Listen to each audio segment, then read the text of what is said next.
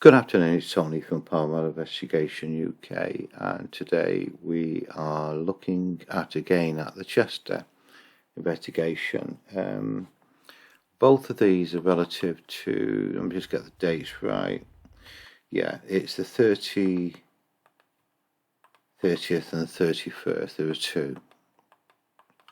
I had a quick look through these, and I've got a general opinion that we're dealing with nothing more than dust, maybe insects. So we have a number of these, and what normally happens, I review them. Once I spot it is something dust, then or an insect, they go into the negative file. I very rarely deal with them and analyse them in any great detail for a movie on YouTube, because I'm quite sure everyone's got better things to do and watch one of them. However, I've not done one for a while, so what I've decided to do today is I'm going to cover this one in a little bit of detail, but as quickly as I can. So, investigators, if you get contacted by someone and they're presenting you with something like a video or maybe an image, and there is some round object or whatever, normally lit up, don't call them orbs or spirit orbs. Call them light anomalies, irrespective if you suspect it's an insect or something like dust, that type of stuff. On our YouTube channel, you go into the channel, go into search and just put dust or insect, you'll find a number of tutorials and other types of captures that we've dealt with over the years. So we'll do another one today anyway and cover the Chester case. Now, the reason why you should never call any anomaly by the name of a spirit orb is too suggestive. It's no different if someone sends you an email or a message to say and telling you about a personal experience that they've had, which they believe could be paranormal. What you will refer to it and call it something like a spontaneous activity. Avoid using words such as paranormal, because again, they're too suggestive. It's really, really suggestive, and that's something you've got to be careful, because once you've set that one in stone, you're going to have a great difficulty at trying to remove the client from it. And also, you've got to use sensitivity at times. If you get contacted by somebody that sends a piece of an image or a movie, and you can clearly see, you can never be 100% certain with it in this game with anything. Even if you're looking on CCTV, someone sent some footage and a dirty great fire-breathing demon suddenly manifests in front of the CCTV and then 10 seconds later disappears. You're not going to take that, even that is 100%. You're going to suggest, is this some sort of fraud? There's, sort of video editing that's been done. So you can never be 100%. So the term I tend to use is 99%, because that just leaves that element of maybe. So if someone gets in contact, here we go, I've got this I've got this spirit orb, and I think it's my mother because she passed away a couple of weeks or months ago. You realise after when you've analysed it that it is just simple dust. You're 99% certain. All you need to do with that is use the sensitivity, because one thing you can't do, what you've got to try and do is be transparent and honest at the same time being sensitive, and it's difficult. So I would normally say something along the lines of, I've looked at it, thanks for sending it in, I have reviewed it. It's suggestive of dust, but if you feel that it's your passed away mother that's come to visit you, I've got nothing to say that could suggest otherwise. That puts the client at peace. You're not saying it definitely is either way, and there's no bad thing with that. So sometimes you have to be careful, because you've got, dealing with people. So honesty and transparency is great, but total honesty, you've just sometimes got to be selective. Anyway, so we will always call stuff. We will investigate your spontaneous activity. Or thank you for sending a video of your light anomaly. Call that you suggesting of nothing. Because genuinely 99% of it will be. So the likelihood is when you get them, that's what you're going to be dealing with. But you don't guess at this game. I have never, and my colleagues have never, simply been sent a piece of footage, an image or some audio or whatever, looked at it on a mobile phone, sent them a message, thanks very much, but that's rational, that's just whatever. We go through exactly the same process, analysing footage, audio and captures exactly the same from case to case to case. We'll spend 15 maybe minutes minimum looking at something. So in the case of you send us an image, we'll use a system called Image PX, which uses a series of filters, zooming ins, magnification, lightness, all that sort of stuff. We can even invert the image if we need to look at the colour, to see if any heat being, or cold for that matter, being presented towards the camera lens. Even though we may have doubts at the beginning that that's all it will be, just an insect or it's dust, we still take the time. As far as audio is concerned, it goes into audio workstation and software is applied to enhance it, amplification, that type of stuff, slow it down, and with video is no different. Tools are available and often it's no cost. Use them. Your job as an investigator is to review whatever's sent to you accurately. Don't just look at it on a mobile phone because you're busy and take a wild guess, because that's all you're doing if you don't analyse it. You can't, and using such things as mobile phone speakers isn't the way to do it. You should be looking at them on a bigger screen, preferably a laptop computer, something like that, or a tablet. With a large screen, and use good headphones, not earbuds, and certainly not laptop or smartphone speakers. Okay, over-ear headphones are the way to go, because your job is to review it. If you haven't got the tools to do it, don't do it. Pass it on to someone else who will do it for you. And you can't be an expert at everything. My specialty is audio. If it's something a little bit different, I may ask one of my colleagues to look at it. So that's part of teamwork. So anyway, so let's have a quick look through these two. Now, before we do that, what I've actually done, I've quickly pull these offline. And as far as image is concerned, a lot of these are stills from things like movies have just been captured. So these are simple photographs. That is probably an outside camera, and it's amazing just what you can pick up at night if it's windy, just how much stuff is in the atmosphere.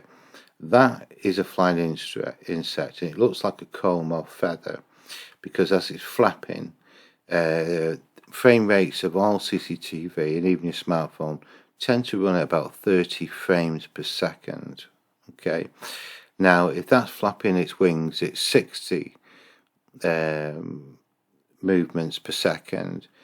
You're only going to catch half of them, which means you only see part way, and it's moving so quickly it looks like it's a massive, long, strange object, when all it is probably just a small insect flapping its wings, and because it's travelling at such speed and the wings are flapping at such speed, you get this strange anomaly.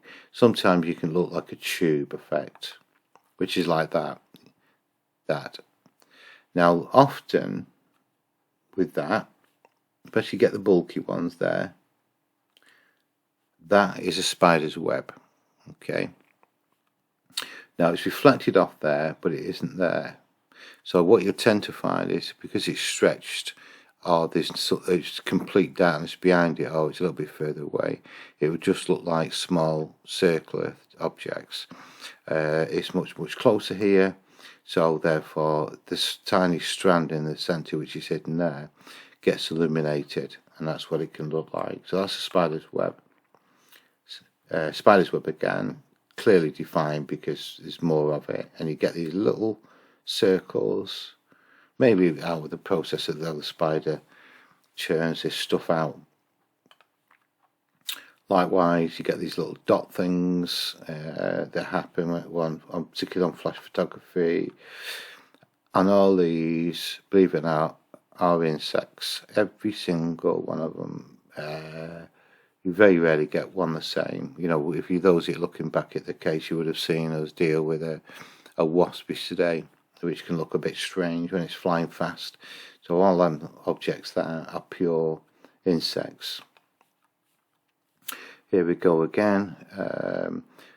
What people forget about infrared cameras, in particular the illuminator, because what you'll have is the lens and the illuminator. The reason why you can see in the dark is due to the infrared lens, which only needs a certain small amount of, just get a quick glass of water. That's better.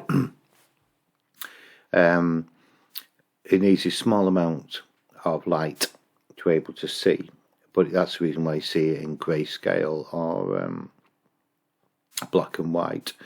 It's likewise with ultraviolet, but uses small amounts of light, which is the illuminator's job. You sort of see these red dots gathered around it, and it can get a little bit warm. That is immediately attractive for the spider for two reasons. One, for the spider, he knows that the spider, the flies or insects are definitely going to go to something that's warm, and that's the reason why he pops his web there, and he can put a web on there within a matter of a couple of hours, no problem at all.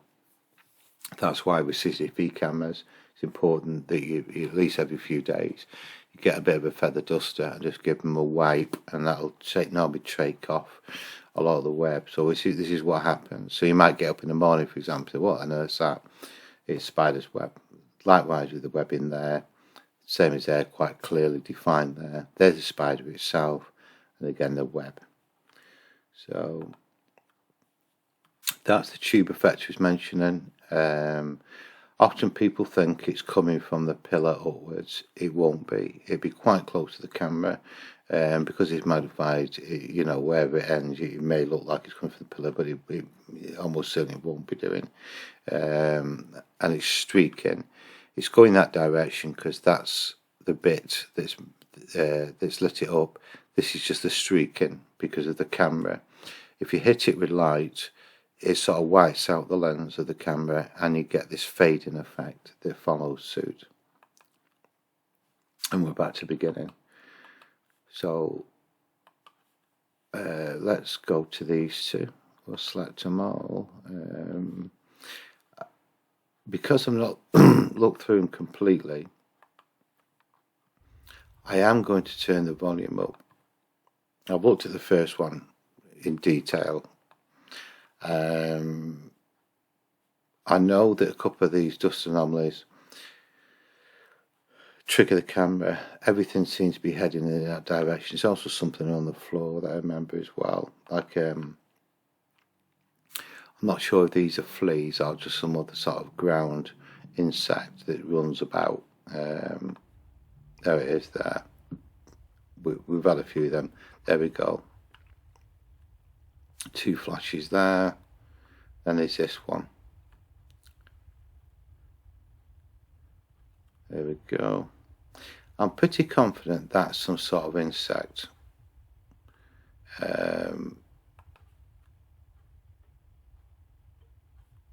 But it does look,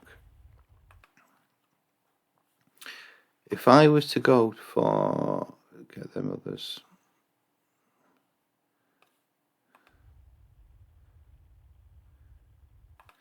Then I would say 99% certain them two are dust. The one on the floor, because I've seen it before, 98% certain. This one's a bit strange. It sort of heads in that direction. This one is the strangest one of them all. Because it's almost on, in a way, on a Pacific path. Let me just slow that down. If you're using Media Player, just right click on there, play speed, click on slow. There's the first one. So it's going to slow it down a little bit. Here it comes, it's this one. Because it's got the tube effect again,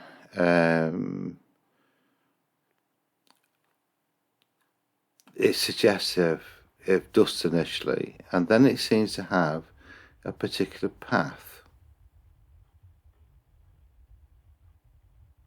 and goes away, which is suggestive of insect. And to be honest with you, I'm not entirely sure. Let's just watch this one again.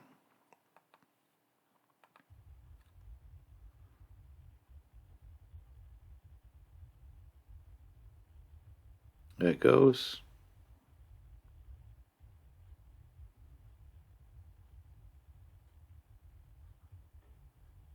It seems to be going on a predetermined path and disappear. Looks like dust initially, then looks a bit insecty part way through. That one, it's going to be one or the other. I'm not convinced that would be paranormal. And on that one, to be honest with you, I'm not even going to give it a percentage. I'm going to put that one as unknown.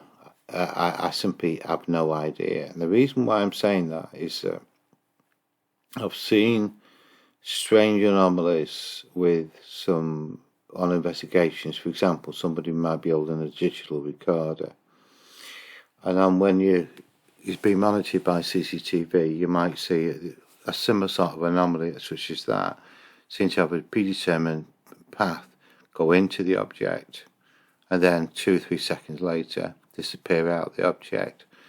So there is something with regard to these light anomalies, some of them being genuinely unusual, and maybe that one is that territory, but I'm so unsure with it. I'm not swinging either way. So if I was asked to give an explanation just on that one, I'm possibly going to say I'm unsure. I'm not going to label anything. I'm not going to say it's dust. I'm not going to say it's an insect. And I'm certainly not going to say it's paranormal. I'm just unsure. And because I've seen this video before, there's nothing else on here. So let's flick to the next one.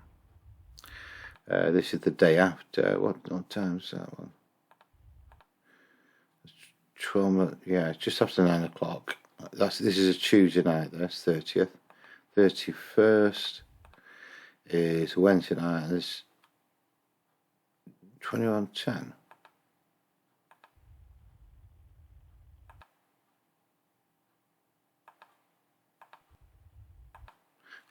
That's a bit coincidental. Just 2 minutes between them. Almost practically 24 hours apart. Right. Okay. Again, I've not seen this one, so let's see where this takes us.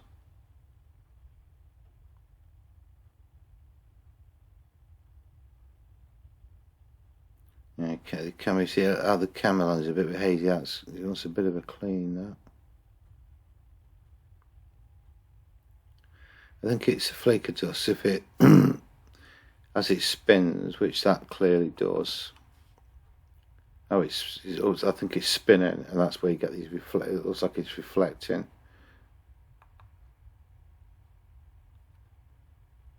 Yeah.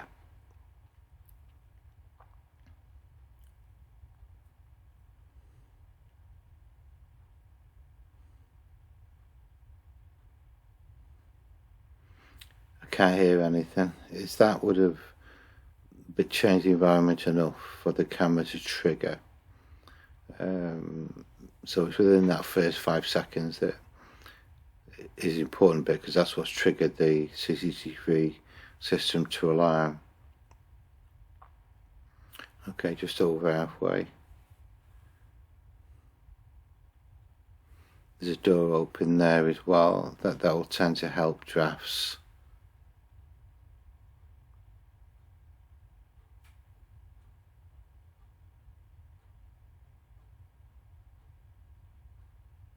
Yeah, okay. So I'm actually going to call this how to analyse dust and insects. At the moment we're in, still in the early January in the UK. We're not going to get many insects, but rest assured, when it comes into March, into April time, and through the summer months, we see this massive increase in captures with insects. During the cold snap, we don't get any at all. And that applies for both inside and outside. So, that was useful, and I'll see you on the next video.